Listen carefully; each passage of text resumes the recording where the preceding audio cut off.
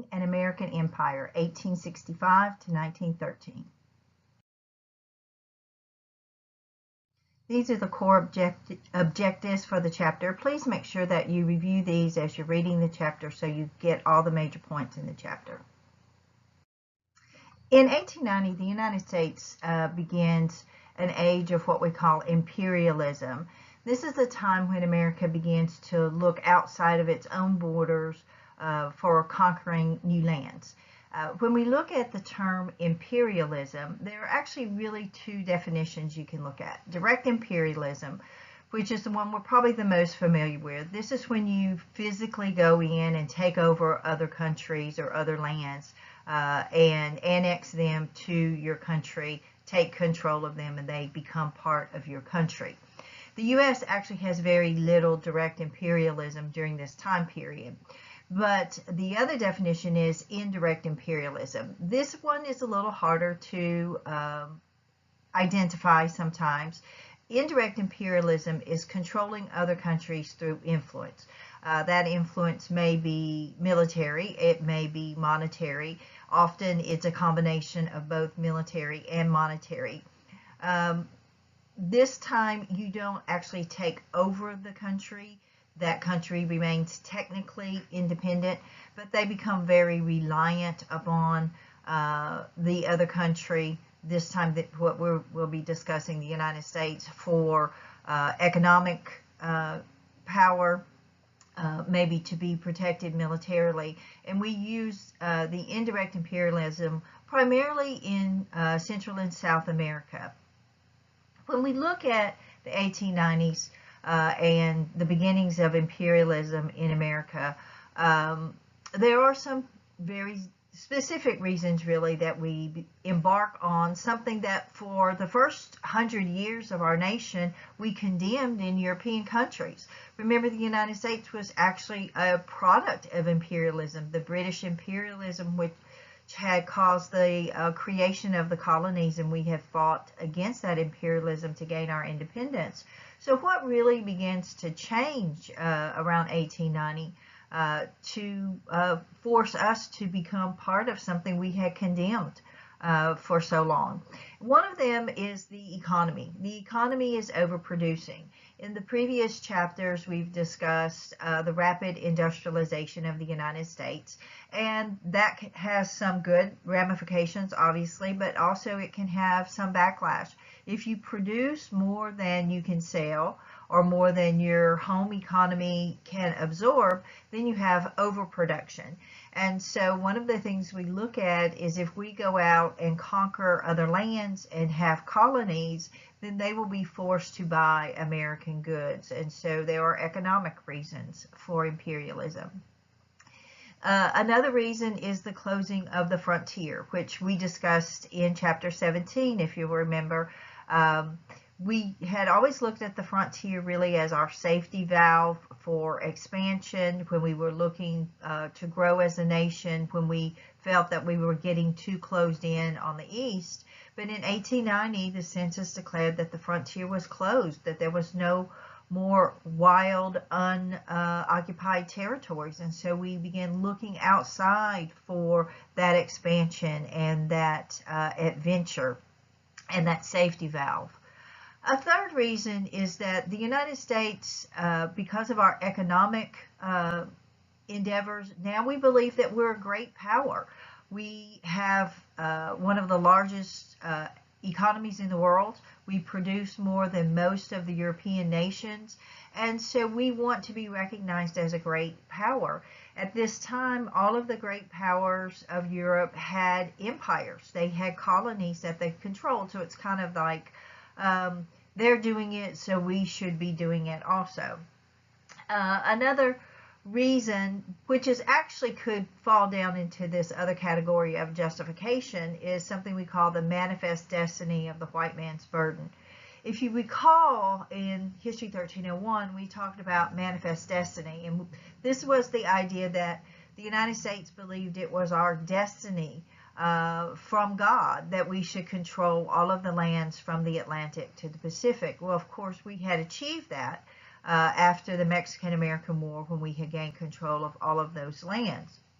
So now we're going to take this concept and kind of spin it in a little different area and say that it is our destiny to share the great American way of life, the American democracy, the American principles, and our Christianity with other less fortunate countries. The problem with that is we are going to share it with them whether they want it or not. And some of them did not welcome our sharing of our great American way of life. You can imagine that when we began moving toward this very different concept of imperialism, that it's going to take a little selling to get the American public to support it. And so this manifest destiny of the white man's burden really is one of the justifications. It's one of the ways that the American public can buy into the idea without feeling like we are taking over countries. We're actually doing something good for them. Another justification for imperialism is social Darwinism. We talked about this in chapter 16 and 17 when we were talking about industrialization. And social Darwinism is taking that scientific concept of evolution, that in nature the strongest species survive and the weaker ones will die away, and giving it a social context. When we were talking about the big industrialists, the Carnegies and Rockefellers, we said that Rockefeller especially was a believer in social Darwinism when it came to business, that if in nature the strongest survive, then the same can be held true of businesses, that the strongest businesses will survive and the weaker businesses will fade out of existence. Now we're going to take this same concept, because this is the same time frame. Industrialization and imperialism really are going on at the same time, and so we're going to apply that to foreign policy, to taking over other countries. If it's okay for the weak to be eradicated in business and the weak to be eradicated in nature, then it's also okay for the strong to take over the weak in foreign policy. And so we take this, there's a common theme with this social Darwinism that crosses over into the foreign policy from the business policies. An early figure that helped to push the ideas of imperialism in American society was Alfred Thayer Mahan. He was the president of the Naval War College, and he wrote a book entitled The Influence of Sea Power Upon History. And basically the concept of the book was that all of the great powers in the world had great navies, because the world is made up mostly of water, and so if you want to be a major player in the world, you need to have control of the waters, and that means you must have a great navy. And he goes all the way back in ancient history to talk about the influence of navies for these great empires. This leads to something that we call Mahanism. Many American politicians then begin to say, well, we want to be a player in the world. We want to be a great power in the world. So we need to build up a great navy, one that can compare to the British Navy and the French Navy and the German navies at the time. The problem is America had fallen dreadfully behind in our naval endeavors. At the end of the Civil War, America was one of the innovators in navies. We had the first ironclads. We had done experimentation with submarines. But by the time we get to the 1880s, our Navy is ancient, it's decrepit. We have done very little to modernize it. Actually, we've done nothing. We've actually let it fall dreadfully behind, and we're ranked about 13th in the world. We had a total of about 40 ships in the entire Navy, and so if we want to be a major power, which we've decided that we want to be by the mid to late 1880s, then we're going to have to build up our Navy. And so Congress begins to appropriate monies to refortify our Navy, to modernize our Navy, to make it one of the best in the world. And by 1898, when we get to the Spanish-American War, the United States has moved up until we're 6th in the world. We will surpass Spain and after the end of the Spanish-American War to be ranked fourth or fifth, depending on your view of things. But the Navy is modern. We're going to have steel-hulled vessels. We're going to have steamships. We're going to have more of the modern weapons on our ships. And so this is the core to becoming an imperialist country as far as many are concerned, is we need this strong Navy so that we can have control of the waters. And then if you have a large Navy, then you're going to have fueling stations across the country, across the world. And so that leads us to, well, then we need to have colonies in some of these more remote areas of the world. Years before official imperialism began, really right after the American Civil War, America had purchased our first colony, if you would, in 1867 with the purchase of Alaska from Russia. William Seward was the Secretary of State that engineered that purchase, and he was actually kind of laughed at, and Alaska was called Seward's Folly. But as it, of course, has turned out, Alaska has been a very rich addition to the United States, with gold discoveries there in the late 19th century, and then, of course, with the oil discoveries there in the 20th century. So that was one of our first colonies, if you would, that we purchased, and of course now today Alaska is a state. Another area that we became interested in really very early on, and there's a long history of our relationship with Hawaii, was the Hawaiian Islands. The United States was interested in Hawaii mainly because it was in the middle of the Pacific shipping lanes. And in the 1820s, we began to have Christian missionaries that were going to Hawaii with the goal of converting the native peoples to Christianity. Now, it's important to note, by this time in history, Hawaii was a constitutional monarchy. It was not just some tribal government that was, being ruled by just a chief, and the people were hanging out on the beaches having luau's all the time. It was an organized government. They had a constitutional monarchy. They had trade agreements with Great Britain. And America began to send missionaries over there.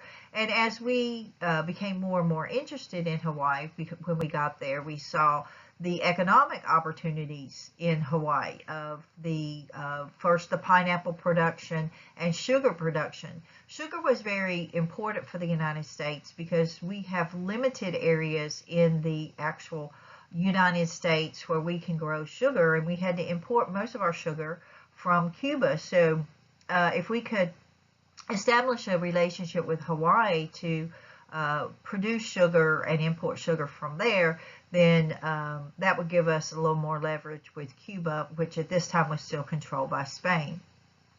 By 1875, we had our first trade agreement with Hawaii, mostly dealing with the importation of sugar, and they would buy certain things from the United States. It was a reciprocal trade agreement. We would buy things from them, they would buy things from us. This is really kind of the beginning of the end for the Hawaiians themselves, because this leads to more and more American businesses moving into Hawaii, American businessmen buying up the land in Hawaii. And by the time we get to the early 1890s, Hawaii was pretty much controlled by Americans. It was really part of that indirect imperialism. We had made them economically dependent upon us. We controlled most of their lands and most of their methods for making money.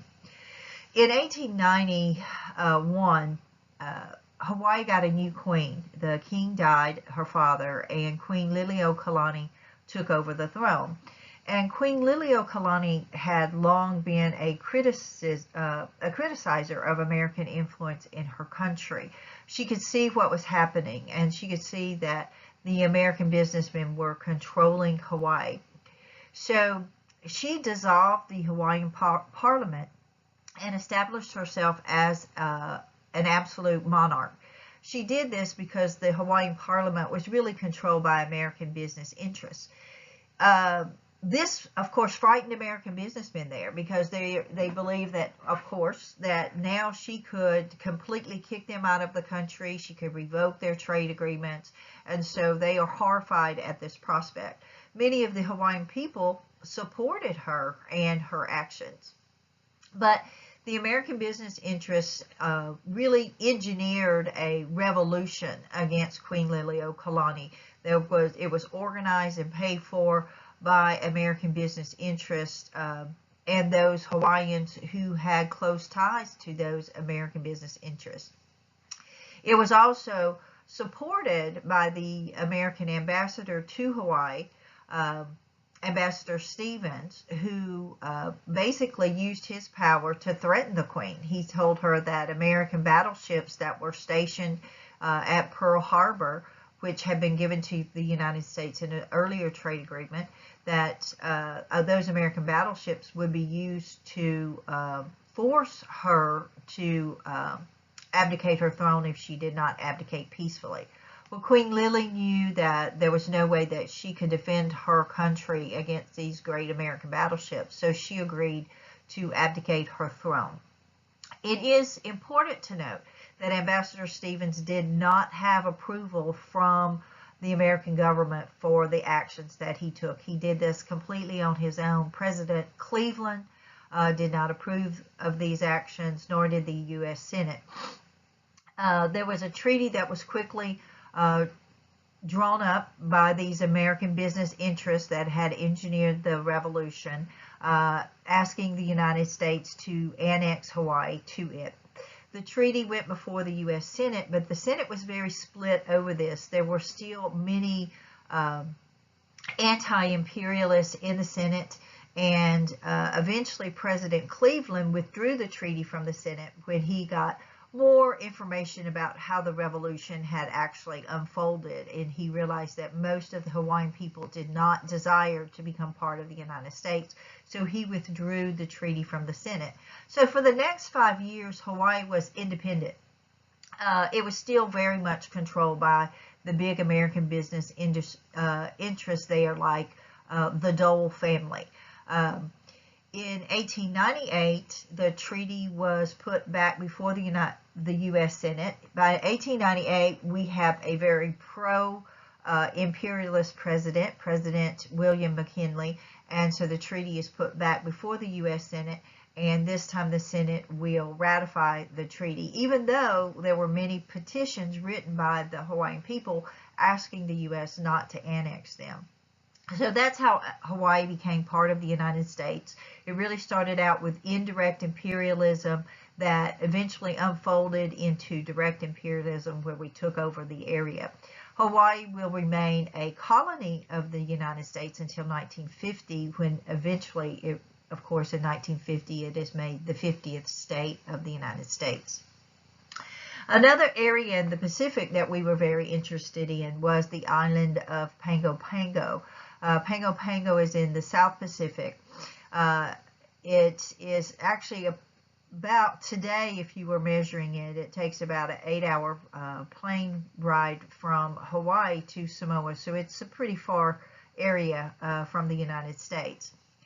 Samoa was interesting to us because of its the need to have fueling stations and trade agreements in that part of the world. So in 1878, we made a treaty with the chief of Samoa that gave the U.S. control of Pago Pago. Pago Pago is like Pearl Harbor is to Hawaii and Oahu. It was their major harbor there.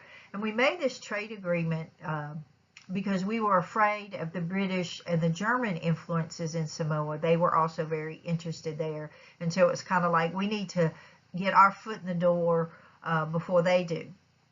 After this, there was a great deal of tension between U.S., Great Britain, and Germany over trade interests in the region.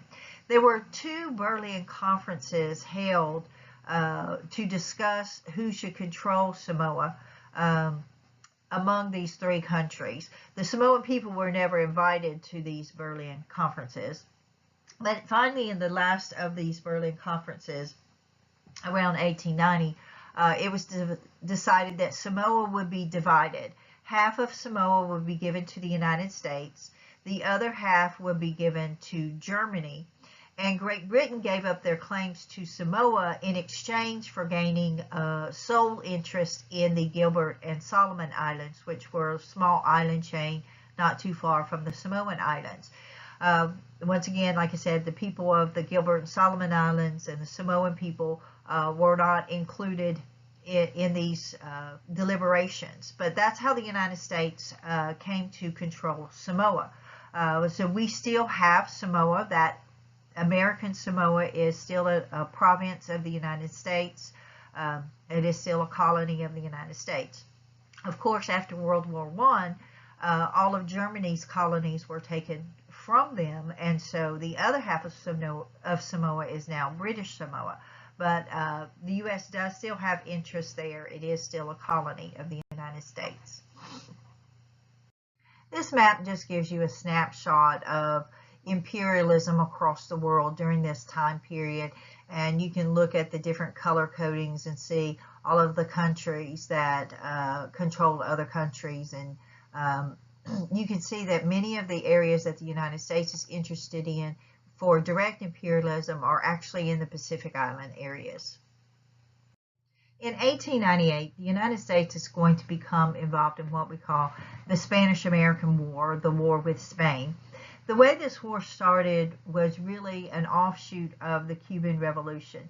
Cuba was one of the few colonies that Spain still controlled in the Western Hemisphere, and it was an important colony for them because of the sugar production. They made a lot of money from that. There have been a couple of attempts by the Cubans beginning in the 1870s to overthrow Spanish control and gain their independence, and they renewed this in the mid-1890s.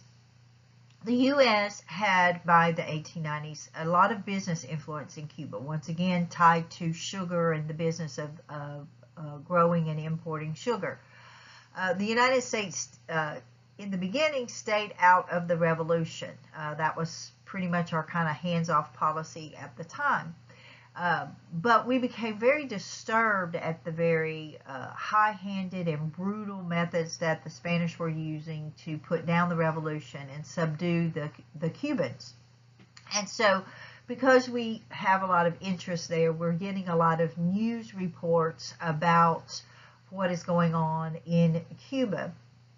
And while the Spanish did use some very high-handed methods, they rounded up people, put them in concentration camps.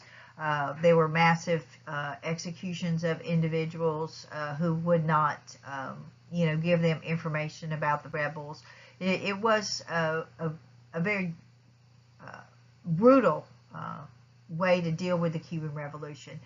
And so a lot of this information is filtering back to the United States. So when we look at the reasons for intervention, one of the reasons is these news reports that we're getting back from Cuba about how the Spanish are handling this revolution.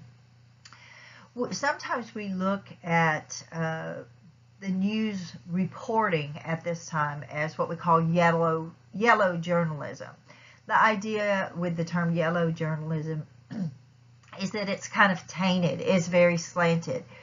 There were many brutalities that were happening in Cuba, but the American journalists really played those up to the incredible heights, and there was great exaggeration, and there was no reporting on the other side about what the rebels were doing. The yellow press is very instrumental in building up public support for America going to war to save Cuba from the Spanish. Americans probably would not have been willing to go over to Cuba just to save American business interests, but we were willing to go over there to save these poor people who are being brutalized by the Spanish. And so the yellow press plays a huge role in getting that support for the war. Economic concerns, of course, were something that were major interest to our business leaders and to our politicians. We do have those businesses over there that are doing business in the United States, and it would be so much easier and cheaper to do business if Cuba were independent. We would not have to go through Spain for those arrangements and pay Spain tariffs and things to do business with Cuba. Two specific things that occurred in 1898 that pushed us kind of over the edge toward going into this war. The first was the Delaune letter. The Delaune letter was written by the Spanish ambassador to the United States, Dupe Delaune, and it was a confidential letter that he was writing back to his superiors in Spain. They had asked his opinion about would the United States become involved in the war, and his response was that no, he did not think that they would, that President McKinley basically was a political animal, and he felt that it would not be politically expedient for McKinley to get involved in the war, and basically he also kind of stated that McKinley was a coward, that he didn't think the U.S. would get involved in the war. Somehow the U.S. press got a hold of this letter and it was published, and of course Americans were outraged. Here is this foreigner making these derogatory comments about our president, basically calling him a coward and saying that he's just a politician and he won't get involved in the war. And it's interesting because just a few weeks before this letter was published, Teddy Roosevelt, who was the Assistant Secretary of the Navy at this time and was a very strong supporter of imperialism and wanted the U.S. to go to war with Spain to free Cuba, Roosevelt had basically said the same thing about McKinley. He said that McKinley had the backbone of a chocolate eclair. So he's basically calling him a cream puff. But, you know, he's an American, so he can do that. This foreign agent, Delaune, cannot do that. So the Americans were very outraged over that. And then as it would happen, a couple of weeks later, an American battleship, the USS Maine, was blown up in Havana Harbor. The Maine had been sent to Havana to rescue Americans, to bring Americans home who were concerned about what was going on in Cuba. And so we sent this ship to bring these Americans home if they wanted to come home. And while it was there, it was blown up in the harbor. Well, you can imagine, because of the yellow press and the negative feelings that are going on in America about Spain, our immediate response from the public was that the Maine had been blown up by Spain. Now, if we had stepped back from that and looked at it logically, we would have said, well, what would Spain have gained by blowing up our battleship? The one thing they wanted was to keep America out of the war. They were confident that they could defeat the Cubans. They had done it a couple of times before when they had tried to rebel, but they did not want the U.S. to become involved. And so if we had stepped back and looked at that from a more objective sense, we would have realized that Spain probably did not blow up the battleship. However, we were in this kind of war mode, and we were convinced that the Spanish were these brutal dictators, and so we automatically assumed that they blew up our battleship. And so once the battleship was blown up, then President McKinley will go to Congress and ask for a declaration of war against Spain.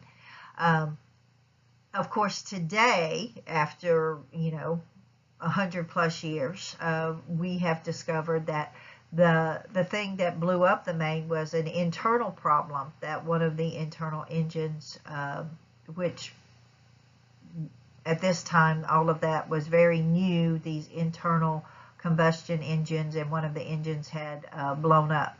But at the time, we don't have that information, and we blame Spain. When Congress began debating over whether to declare war on Spain, some of the anti-imperialists in Congress were concerned that we would use this war as an excuse to take over Cuba, and they did not want that. They said if we were going to go to war, it needed to be for noble causes, and that would be to help free the Cuban people from Spanish control. So the Teller Amendment was added to the War Declaration. The War Declaration did approve the U.S. going to war against Spain, but the Teller Amendment stated that the U.S. would go to war against Spain to free Cuba, and when the war was over, we would leave.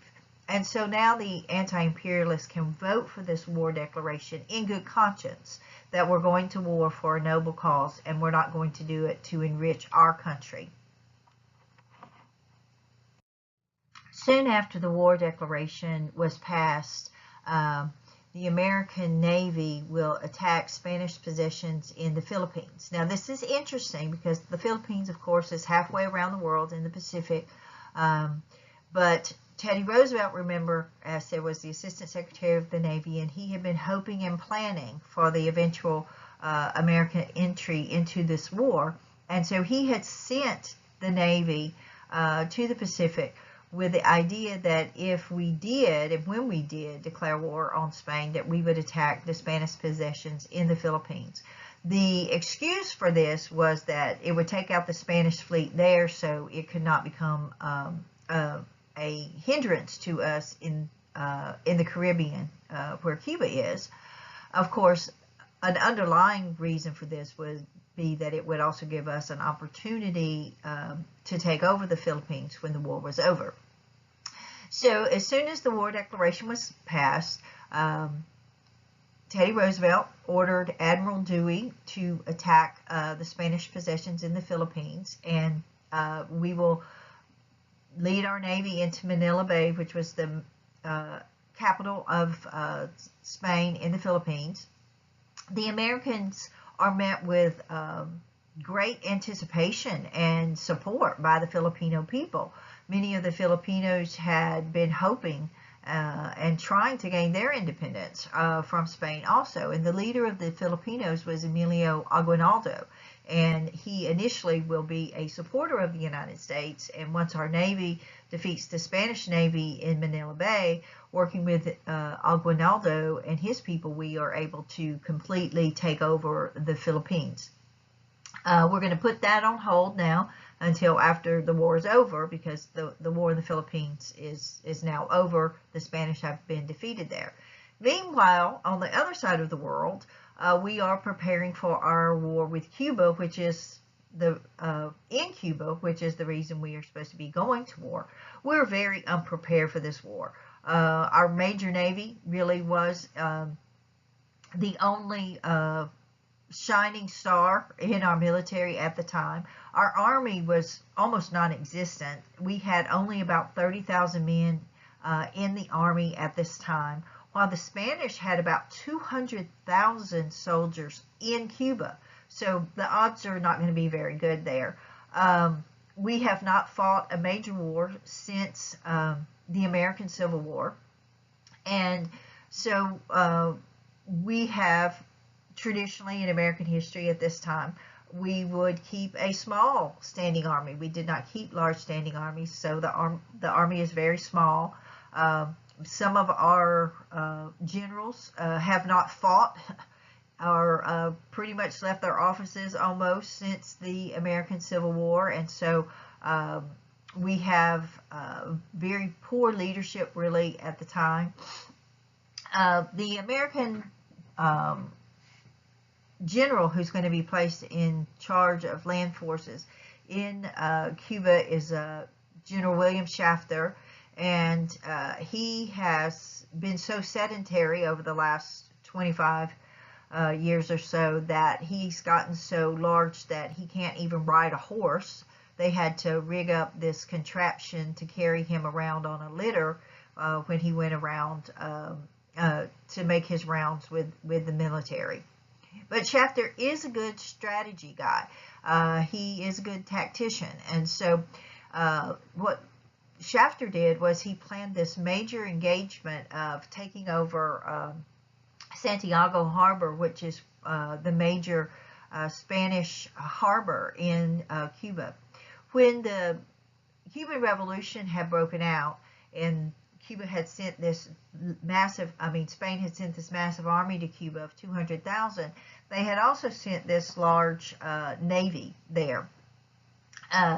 The admiral, the Spanish admiral in charge of the navy in Cuba, realized early on that while the Spanish fleet was much larger than the American fleet, it was not as modern and up to date, and that he could not go toe-to-toe with the American Navy.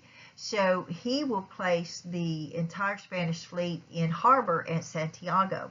So Shafter designed this strategy where we will work, the Army and the Navy will work in conjunction with each other to basically create this huge pincer move to squeeze Santiago between the Navy and the Army. Army battalions will be landed in the hilly area surrounding Santiago Harbor, and then they will have to go up over those hills and attack Santiago from the land, coming down from those hills. Meanwhile, the American Navy, which is under the command of Admiral Nelson, will move in and blockade the Spanish fleet into the harbor, and so then the Navy will begin making a bombardment of the harbor. And so with the idea is to time this where that Santiago is going to be squeezed between these two forces. It worked very well. One of the major units that's involved in the land attack on Santiago is the Rough Riders. The Rough Riders were basically an early kind of special forces group that the United States had. Teddy Roosevelt was instrumental in helping to create this group. When the war broke out, Teddy Roosevelt resigned as Assistant Secretary of the Navy and joined the Rough Riders and helped organize the Rough Riders because he wanted to be in on the fighting. He didn't want to be stuck in an office in Washington. And the Rough Riders were made up of people from all walks of life, really. They went out and recruited the best horsemen, the best marksmen that they could find.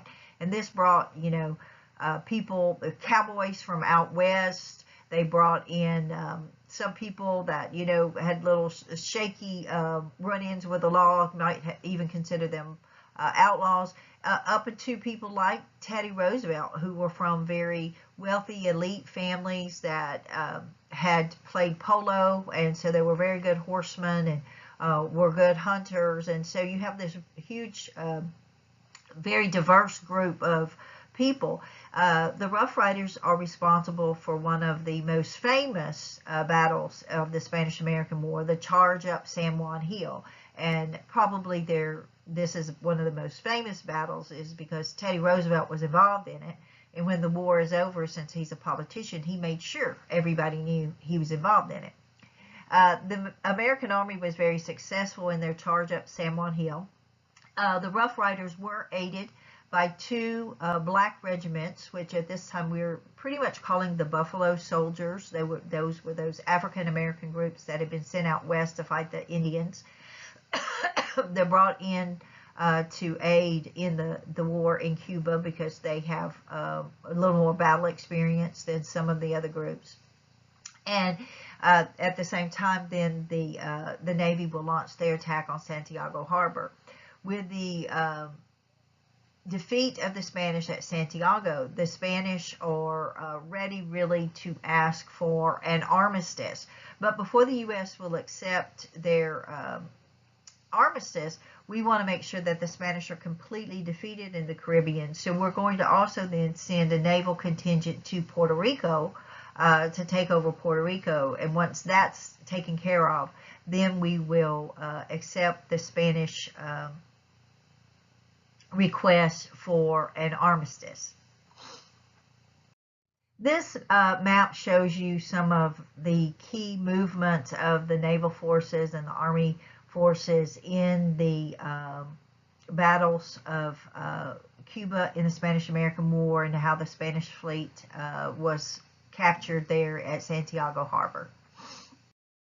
When the U.S. accepted Spain's request for an armistice, the war had only been going on in Cuba for about 6 weeks. So it's midsummer of 1898. It's important to note an armistice officially is not a surrender. An armistice just says, hey, let's stop fighting and discuss peace terms.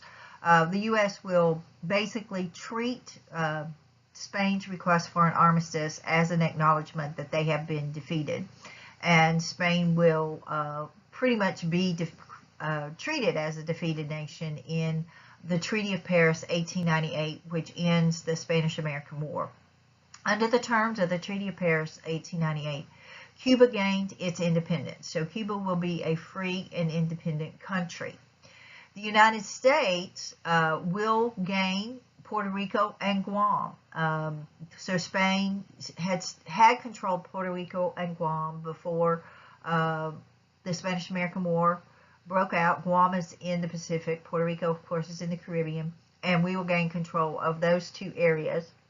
They will be given to the United States, so they will become colonies of the United States after the war.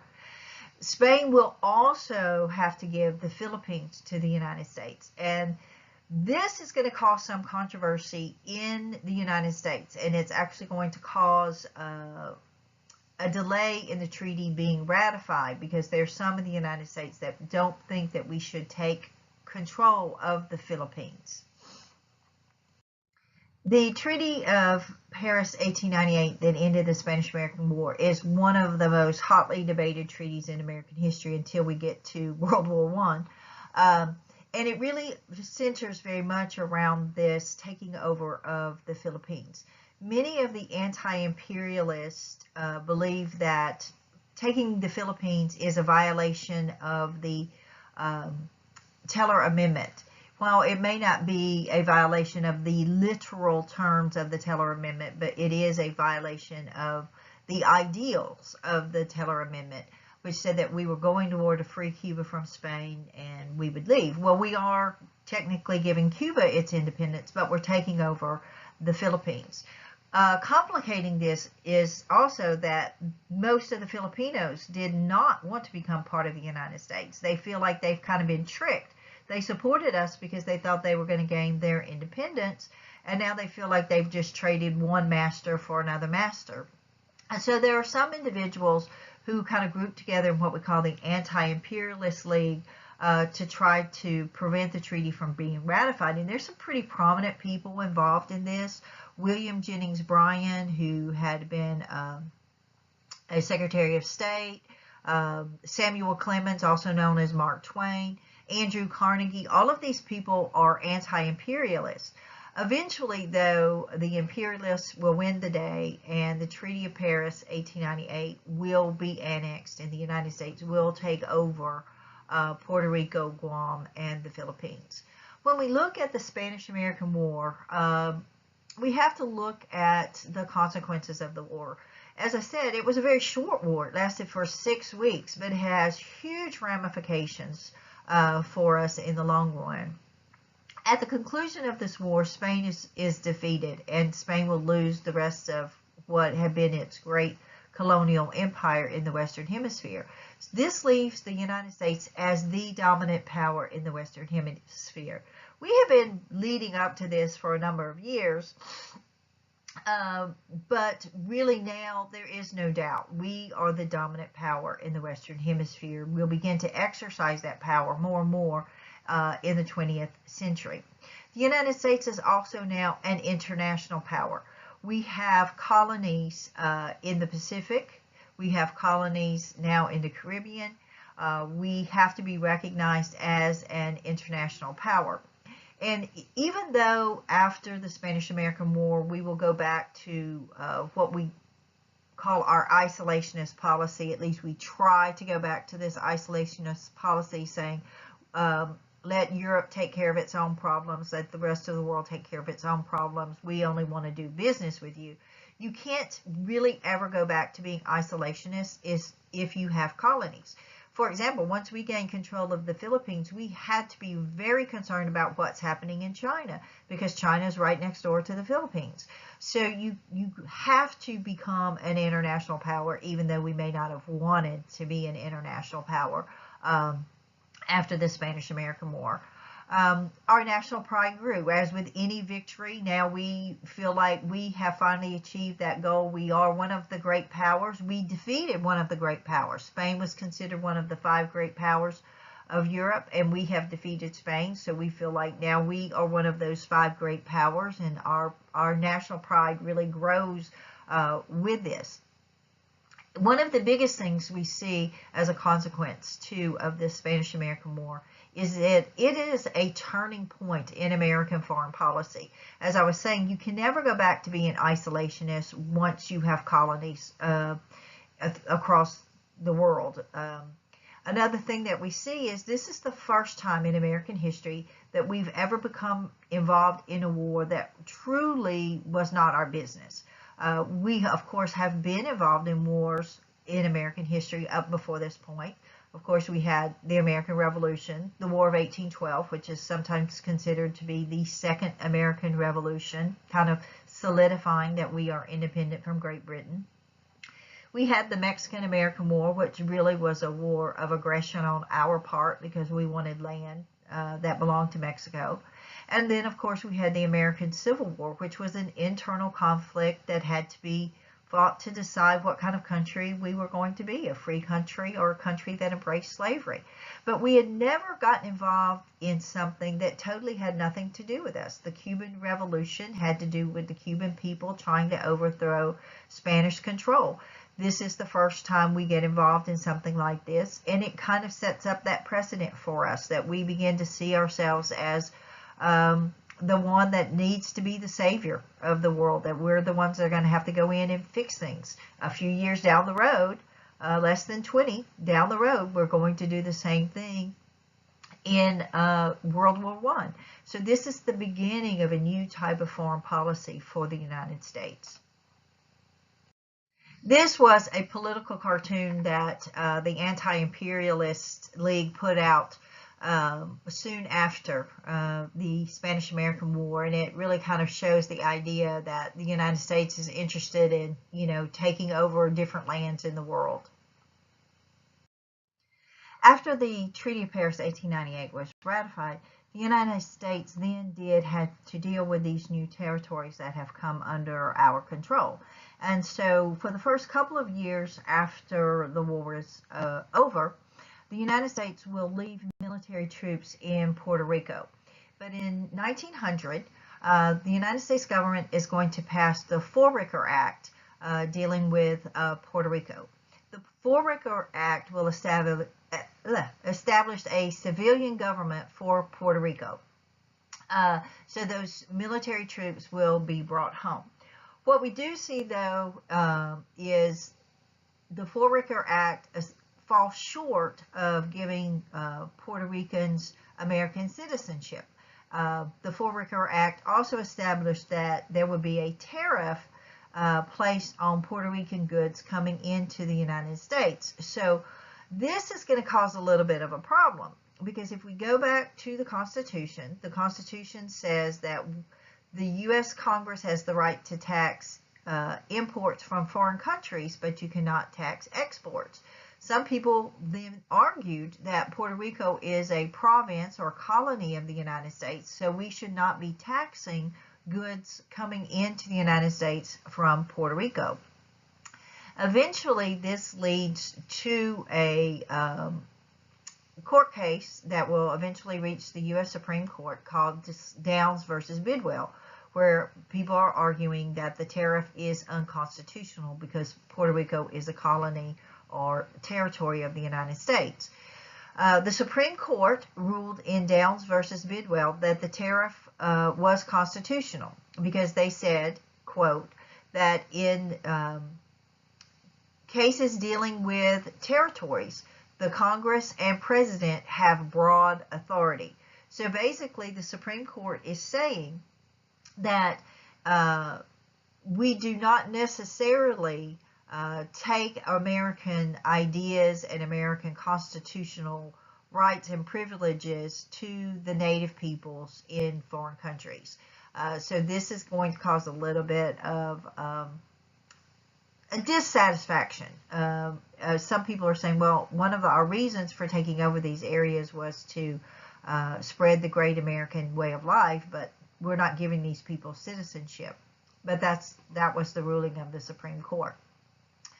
In dealing with the Philippines, we are going to enter a 2.5, almost 3-year war with the Filipinos. It's called the Filipino insurrection.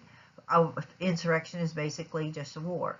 Emilio Aguinaldo, who had been our ally in defeating the Spanish, now becomes our enemy. He is leading this insurrection against the U.S. During this 3 years of fighting with the Filipinos, America committed many atrocities, many of the things that we had condemned the Spanish for doing in Cuba. We rounded people up, put them in concentration camps. We used torture methods to try to get information. Eventually, after 3 years, the Filipinos just could not hold out against the greater American power, and so they will finally subdue to American control. The problem with the Philippines had always bothered many Americans, even President McKinley. And as early as 1899, he had appointed a commission to look at how the U.S. should deal with the Philippines. And this commission had even said that at some time in the future, the Philippines should be granted their independence. But it didn't put any kind of time limit on that. In 1916, Congress will pass the Jones Act. Under the Jones Act, the Philippines are given control of their own domestic affairs. So we're beginning to kind of give them a little bit of independence. It's similar to what we had done to Puerto Rico. They would be control of their own domestic affairs, but we will still control their foreign policies under the Jones Act. A few years later, in 1934, Congress will pass the Tydings-McDuffie Act. The Tydings-McDuffie Act stated that the U.S. would grant the Philippines full independence in 10 years. Unfortunately, that full independence was delayed because, of course, 10 years after 1934 is 1944, and we're in the middle of World War II, and the Japanese had taken over the Philippines, and in 1944, the Philippines are still under Japanese control. So the Philippines finally will be granted their independence in 1946. After World War II is over, we go in and help them do some rebuilding, and then in 1946, the Philippines will be granted their full independence, and they become a very big ally of the United States in the Pacific. And for many years, we had a very large naval base there in the Pacific. In dealing with the Philippines and Puerto Rico and Hawaii in the Pacific, this idea of what are the rights of the native peoples in these territories that the U.S. has conquered, this idea keeps coming up, and there are many court cases that keep coming up over how to handle these situations. And eventually, these all end up in what we call the insular cases before the U.S. Supreme Court. And the U.S. Supreme Court ruled in the insular cases basically that the Constitution does not follow the flag. It reinforces that Down versus Bidwell case that the Congress and the President have broad authority to deal with territories in any manner that they so deem. But the insular cases actually even went one step further. The insular cases divided American rights or civil rights into two categories, and they said that you have rights that in some cases can be taken away from you, and that these rights are not granted to the people in conquered territories or territories of the United States. And these would be our rights under the 5th, 6th, and 7th Amendments. These procedural rights in the 5th, 6th, and 7th Amendments can be denied to people in the territories. And so to give you an example, we as American citizens are very proud that we have the right to a trial by jury of our peers. That was considered a procedural right that could be denied to Native people in territories. In Hawaii, for example, Hawaii natives did not have the right to a trial by jury of their peers. If a Hawaiian was accused of a crime, they would simply go before a judge, and the judge would decide if they were guilty or innocent and what their crime would be. So that takes away a little bit of that justification we had for imperialism, that we're going to share this great American democracy and this great American way of life with people, because we are actually denying these people the right to a trial by jury of their peers. In dealing with Cuba, we're also going to fudge a little bit on getting out of Cuba. The United States will keep Cuba under American military occupation until 1902, and because we said they weren't ready for independence. They have been controlled by Cuba, by Spain since the 1400s, and so they will stay under American military occupation until 1902.